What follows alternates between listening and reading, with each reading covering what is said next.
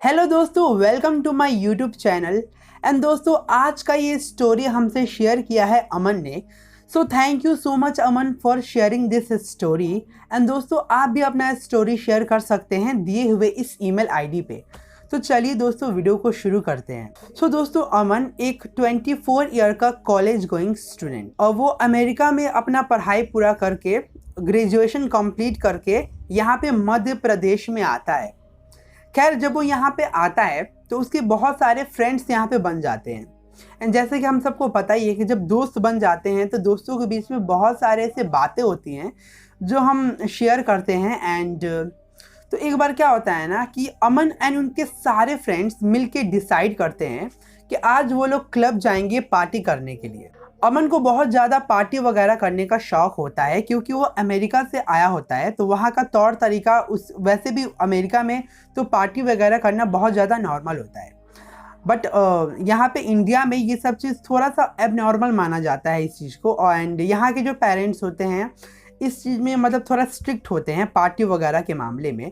तो जब वो अपने डैड से इस बारे में बात करता है तो उसके डैड, हालांकि उसके डैड काफ़ी चिल मिजाज के होते हैं, तो उसके डैड मान जाते हैं, बोलते हैं ठीक है, तुम पार्टी करना है तुम एक काम करो, तुम पार्टी कर लो, लेकिन रात को तुम 12 बजे से पहले घर वापस आ जाना।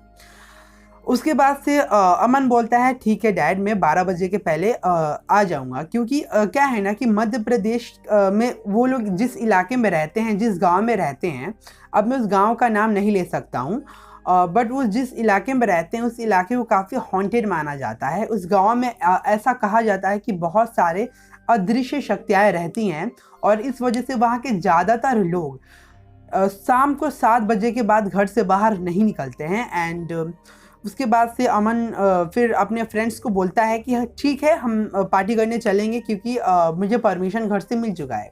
इसके बाद से अमन एंड उसके सारे फ्रेंड्स एक जगह इकट्ठा होते हैं और फिर वो लोग बाइक से निकल जाते हैं। देन वो लोग क्लब पहुंचते हैं। उसके बाद से वो लोग बहुत ज़्यादा इंजॉय कर रहे होते हैं। उसके बाद से वो लोग दारू वगैरह पीते हैं। एंड उसके बाद से करीब रात का 11 बज जाता है। एंड जब अमन टाइम देखता है तो उसको लगता है कि अब उसे घर वापस आ जाना चाहिए, क्योंकि उसने डैड से बोला था कि वो 12 बजे से पहले वापस आ जाएगा। उसके बाद से जो अमन होता है, अमन के हालांकि सारे फ्रेंड्स उसको बहुत रोक रहे होते हैं कि रुक जा यार, रुक जा, इतना दिन बाद हम लोग मिले हैं, लोग पार्टी कर रहे हैं लोग। तो बट अमन कह रहा होता है नहीं यार, तुम लोग समझो मेरे घर का क्या रूल है, रेगुलेशन है।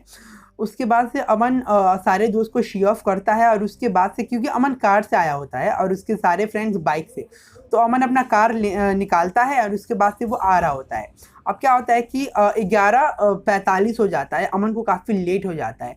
तो वो ये डिसाइड करता है कि अगर वो सीधा रास्ता से आएगा तो बहुत ही ज़्यादा टाइम लग जाएगा। तो वो सोचता है कि वो क्यों ना एक शॉर्टकट ले ले, शॉर्टकट से जल्दी वो घर पहुंच जाएगा। तो वो एक शॉर्टकट ले लेता है एंड शॉर्टकट से वो आ रहा होता है। फिर क्या होता है ना कि रास्ता में बेचारे का जो कार होता है वो पंचर हो जाता है। एंड अनफॉर्चुनेटली वो कोई एक्स्ट्रा टायर भी अपने साथ नहीं लेके आया होता है। तो जब वो उतर के देखता है तो वो बोलता है कि ओ शिट यार, मेरा तो कार पंचर हो गया है। एंड उसने कोई एक्स्ट्रा टायर भी नहीं लाया होता है। तो उसके बाद क्या होता है कि वो अपने डैड को वीडियो कॉल करता है। डैड को वीडियो कॉल करता है और दिखाता है कि डैड देखिए क्या है कि मेरा जो टायर है ये पंचर हो चुका है। एंड अब आप बताइए मैं कैसे घर पहुंचूं, मुझे कुछ समझ में नहीं आ रहा है। उसके बाद से क्या होता है ना, जब वो वीडियो कॉल पे दिखाता है तो वो अपना सबसे पहले नीचे कार का दिखाता है, जो कि कार क्या मेरा टायर पंचर हो चुका है। और उसके बाद से जब वो कैमरा ऊपर करता है एंड अपने जो कार के अंदर का जब वो सीन दिखा रहा होता है ना, तब उसके डैड देखते हैं कि कार के अंदर एक लड़की बैठी हुई है। उसके बाद से उसके डैड उसको बिल्कुल एकदम स्ट्रिक्टली नज़र से देखते हैं और बोलते हैं कि अमन, ये तुम क्या कर रहे हो और कार में तुमने किसको बैठाया है। अमन पीछे मुड़ता है और देखता है तो अमन को तो कार में कोई नहीं होता है। तो अमन बोलता है डैड क्या बात कर रहे हैं आप, मजाक कर रहे हैं क्या आप मेरे साथ, कोई तो नहीं है कार में। तो फिर उसके डैड बोलते हैं अच्छा अब तू मेरे से झूठ बोल रहा है, यानी कि तू इतनी रात को तू कार में लड़की घुमा रहा है। उसके बाद से अमन को कुछ समझ में नहीं आता है। फिर अमन बोलता है नहीं डैड, आप ये क्या बोल रहे हैं, कौन सी लड़की। फिर उसके डैड बोलते हैं काम कर, तू कैमरा और पास ला तो कार के। जो अमन होता है जब कैमरा को बिल्कुल पास में लाता है और जब उसके डैड देखते हैं कि वो जो लड़की होती है उसका चेहरा बिल्कुल लाल होता है, कि वो जो लड़की होती है उसका चेहरा बिल्कुल वैक्स की तरह पिघल रहा होता है। ये देखने के बाद अमन के डैड बिल्कुल डर जाते हैं। उसके बाद से वो बात को बदलने लगते हैं, बोलते नहीं नहीं बेटा मैं तो मजाक कर रहा था, ऐसा कुछ भी नहीं है। इसके बाद अमन के डैड बोलते हैं कि बेटा तू मुझे अपना लोकेशन बता, तू कहाँ पे है, मैं अभी तुझे लेने आ रहा हूँ। उसके बाद अमन अपना लोकेशन बताता है एंड उसके डैड वहाँ पे आते हैं एंड अमन को अपने कार में बैठा लेते हैं और बोलते हैं कोई बात नहीं, ये कार को मैं नौकर को बुलवा के कल मंगवा लूँगा। उसके बाद अमन घर आता है एंड घर आने के बाद अमन सो जाता है। फिर क्या होता है ना कि अचानक से 2 बजे अमन का नींद खुलता है एंड उस वक्त करीब 2 बज रहा होता है और अमन को बहुत ही ज़्यादा प्यास लगता है। तो अमन क्या होता है ना कि अमन का जो कमरा होता है वो ऊपर होता है, तो वो क्या करता है, वो अपने सीढ़ी पे से नीचे उतरता है एंड उसके बाद से वो पानी पीने लगता है। उसके बाद क्या होता है कि उसके डैड सामने खड़े होते हैं, तो डैड को बोलता है कि डैड आप इस वक्त जग क्यों रहे हैं, क्या हो गया, क्या आपने मॉम से झगड़ा किया है क्या, जो आप यहाँ पे नीचे हॉल में हैं। तो डैड उसके कुछ नहीं बोलते हैं। उसके बाद क्या होता है ना कि वो डैड के बिल्कुल पास में जाता है और बोलता है डैड क्या हुआ आपको, आप अभी तक सोए क्यों नहीं हैं। और उसके डैड बिल्कुल ऐसे चुपचाप बैठे होते हैं। उसके बाद से उसको बिल्कुल अजीब लगता है कि डैड नीचे क्यों बैठे हुए हैं। खैर वो अपने डैड को इग्नोर करता है और पानी लेके वो ऊपर की तरफ बढ़ता है और वो ये देखता है कि उसके जो डैड हैं वो ऊपर की तरफ से नीचे आ रहे हैं। तब वो ये देख के बिल्कुल डर जाता है कि डैड तो अभी नीचे बैठे हुए थे सोफा पे और ये ऊपर कैसे हैं। फिर वो देख के बोलता है डैड अभी तो आप नीचे बैठे थे ना, तो आप एक ही बार ऊपर कैसे आ गए। अब उसके डैड को कुछ समझ में नहीं आता है। बेटा तो क्या कह रहा है, मैं नीचे कब गया था, मैं तो अभी टहल रहा हूँ, अभी मैंने खाना खाया हुआ है, आज मैंने काफ़ी लेट से खाना खाया है, अभी मैं वॉक कर रहा हूँ, मैं नीचे कब गया। उसके बाद से अमन बिल्कुल डर जाता है और जैसे ही वो नीचे जाके देखता है तो हॉल में कोई भी नहीं होता है। अब ये देखने के बाद से अमन को बहुत अजीब लगता है कि फिर मैंने जिसको देखा था जो बैठा हुआ था हॉल में सोफा पे, वो कौन था। अमन ये बात अपने डैड को बताता है तो उसके डैड काफ़ी ज़्यादा टेंशन में आ जाते हैं, क्योंकि पहले से ही उसके डैड ने कार में उस लड़की को देखा होता है जिसका चेहरा बिल्कुल मोम की तरह होता है। और वो ये देखने के बाद से और डर जाते हैं एंड वो बात को बदल देते हैं और बोलते हैं कि बेटा बहुत ज़्यादा रात हो गया है, एक काम कर तू सो जा अभी। उसके बाद से अमन को क्योंकि बहुत ज़्यादा घबराया हुआ होता है अमन, तो खैर अमन कैसे भी अपने कमरे में जाता है और कमरे में जाने के बाद वो सो जाता है। हालांकि उसको नींद तो लग नहीं रहा होता है बट वो कैसे भी करके सो जाता है। इसके बाद जब सुबह अमन उठता है और उठने के बाद से क्या होता है ना कि अमन को बहुत ज़्यादा बुखार हो जाता है एंड इतना ज़्यादा उसका सर तप रहा होता है कि वो नीचे एक्चुअली में नीचे नहीं उतरता है, वो अपने बेड पे ही सोया होता है।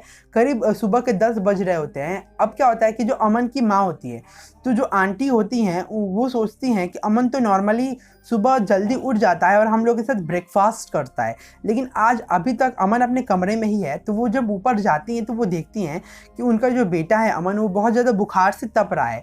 उसके बाद से वो उसे दवा वगैरह देती हैं और उसके डैड को बुलाती हैं।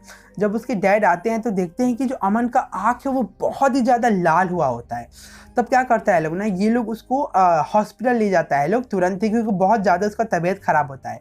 हॉस्पिटल ले जाने के बाद डॉक्टर्स को दिखाता है लोग, तो डॉक्टर उसको दवा वगैरह देते हैं। उसके बाद से अमन टेम्प्रोरी उसका बुखार उतर जाता है और अमन उसके बाद से घर आता है। फिर क्या होता है ना कि शाम के टाइम में फिर से अमन को बहुत ही ज़्यादा बुखार हो जाता है। अब क्या होता है कि जब ये लोग फिर से हॉस्पिटल में जाते हैं लोग और डॉक्टर को दिखाते हैं लोग, तो डॉक्टर बोलता है कि अमन एक्चुअली में तो ठीक है, अमन को ऐसा कोई फीवर का इशू नहीं है, बट फिर इसका ये जो सर है ये इतना क्यों तप रहा है, कि मुझे ऐसा लग रहा है कि अमन को किसी तांत्रिक को दिखाने का ज़रूरत है। अब उसकी माँ बोलती है डॉक्टर साहब आप ऐसा क्यों कह रहे हैं, डॉक्टर के होते हुए हम लोग तांत्रिक वगैरह को क्यों दिखाएंगे। जो डॉक्टर होते हैं वो बोलते हैं क्योंकि अमन के अंदर ऐसा कोई भी सिम्टम नहीं है जिसकी वजह से उसका तबीयत इतना ज़्यादा ख़राब हो रहा है। तो उसकी माँ बोलती है अच्छा ठीक है डॉक्टर साहब, ये बात आप बस अमन के सामने मत बोलिएगा। इसके बाद से ये लोग अमन को घर लाते हैं। उसके बाद से अमन की माँ उसके डैड को सारा सब कुछ बताती हैं। इसके बाद जब अमन के डैड ये सब सुनते हैं तो उनको कहीं ना कहीं ये रियलाइज़ होता है कि हो सकता है कि ये सब का शुरुआत वहाँ से हुआ होगा जब अमन घर आ रहा हो सकता है कि इसकी वजह से अमन के साथ ये सब हो रहा है। तो वो लोग तुरंत एक तांत्रिक को बुलाते हैं घर में। अब जैसे ही वो तांत्रिक घर में आता है तो वो ये देखता है ना कि उसको बहुत निगेटिव वाइब्स फील होता है घर में। जो जैसे तांत्रिक घर में आते हैं तो वो बोलते हैं कि नहीं, इस घर में कुछ तो ठीक नहीं है, ऐसा लग रहा है कि कोई ऐसा आत्मा है जो इस घर में आ चुकी है। ये सुनने के बाद से, क्योंकि जो अमन के कजिन्स होते हैं और जो सिबलिंग्स होते हैं वो काफ़ी ज़्यादा मॉडर्न ख्यालात के होते हैं, तो वो जो तांत्रिक होता है उसका बहुत ही ज़्यादा हंस के मजाक बनाने लगते हैं और बोलते हैं, आप क्या बात कर रहे हैं बाबा जी, इस ज़माने में भी आप इस सब चीज़ों में विश्वास करते हैं। उसके बाद से वो जो बाबा होते हैं, वो जो तांत्रिक होते हैं, वो बहुत ज़्यादा सीरियस हो जाते हैं। उसके बाद से डैड सबको बोलते हैं, नहीं बेटा ऐसा नहीं बोलते हैं, ये सब चीज़ होता है और हमें इन सब चीज़ का मजाक नहीं बनाना चाहिए। खैर, जब उन तांत्रिक को अमन के घर रूम में ले जाया जाता है एंड जैसे ही वो अमन के रूम में एंट्री करते हैं, उनको एक अलग सा फील होता है, एक नेगेटिव वाइब्स फील होता है। वो बोलते हैं, नहीं, इस कमरे में कुछ तो ठीक नहीं है। इसके बाद से जैसे ही वो अमन को देखते हैं, वो बोलते हैं, नहीं, इस लड़के में ज़रूर कोई ना कोई ऐसा बात है। फिर वो क्या होता है ना कि अमन को देखने के बाद वो जो तांत्रिक होते हैं वो पूरा तरह से चौंक जाते हैं और उसके बाद वो बोलते हैं, नहीं, ऐसा नहीं हो सकता है, ये तो बहुत गलत कर दिया इस लड़के ने। अब अमन को समझ में नहीं आ रहा होता है कि उसने ऐसा क्या गलत किया, तो वो बोलता है, नहीं बाबा, मैंने ऐसा क्या कर दिया, आप बताइएगा मुझे क्लियरली, मुझे समझ में नहीं आ रहा है। उसके बाद से जो तांत्रिक होते हैं वो अमन के डैड को अकेले में बुलाते हैं और ये बोलते हैं कि देखिए, आपका बेटा अनजाने में ही किसी अदृश्य आत्मा को अपने साथ अपने घर ला लिया है। ये सुनने के बाद से उसके डैड को उस रात का याद आता है, उस रात का सारा इंसिडेंट। उसके बाद से वो डैड बोलते हैं कि आप बिल्कुल सही बोल रहे हैं, अब मैंने भी वीडियो कॉल पे एक लड़की को देखा था, उस लड़की का जो चेहरा था वो मोम की तरह पिघल रहा था।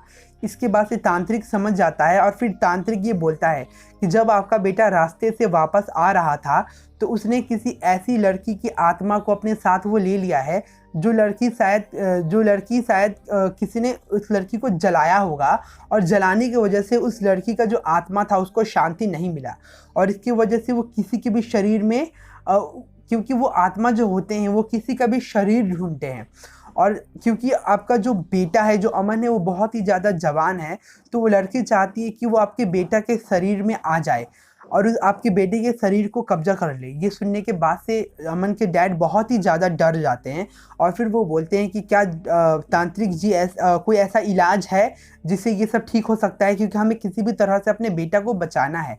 उसके बाद से तांत्रिक जी एक भभूत देते हैं अमन के डैड को और ये भभूत बोलते हैं कि जब रात को 12 बजे आपको पश्चिम की ओर ये भभूत को फेंक देना है और इसके बाद से क्या करना है, आप जब इस भभूत को फेंकने जाएंगे तो आप अकेले जाइएगा, आप किसी भी औरत को अपने साथ मत लेके जाइएगा। अमन के डैड ऐसा ही करते हैं। अमन के डैड जो तांत्रिक से जो भभूत मिलता है वो पश्चिम की तरफ में वो उस भभूत को फेंक देते हैं और उसके बाद से जो तांत्रिक होते हैं वो एक ताबीज़ देते हैं अमन को पहनाने के लिए। और क्या होता है, अमन सो रहा होता है और वो अमन के कमरे में जाते हैं एंड उसके बाद से वो अमन को ताबीज़ पहना देते हैं। इसके कुछ दिन बाद से सब कुछ ठीक हो जाता है एंड अमन को ऐसा कोई बुरा ख्यालात भी नहीं आता है एंड अमन का जो बुखार है वो ताबीज़ पहनने के करीब 1 घंटा बाद ही बिल्कुल उतर जाता है एंड सब कुछ बिल्कुल ठीक हो जाता है। तो ये दोस्तों अमन का कहानी था। आपको क्या लगता है ये कहानी कितना ज़्यादा सच है और ऐसा जो अदृश्य शक्तियाँ होती हैं, क्या ये वाकई में ये सब होता है या फिर नहीं होता है? आपको ये सब चीज़ बिल्कुल समझना होगा क्योंकि बहुत सारे लोग इसको अंधविश्वास का नाम देते हैं। खैर, ये आपके ओपिनियन पे निर्भर करता है। खैर, आप क्या मानते हैं इस भूत प्रेत के बारे में? और अगर आपको भी ऐसा हॉरर स्टोरी देखना पसंद होता है तो प्लीज़ मेरे चैनल को सब्सक्राइब कर दीजिए। Thanks for watching.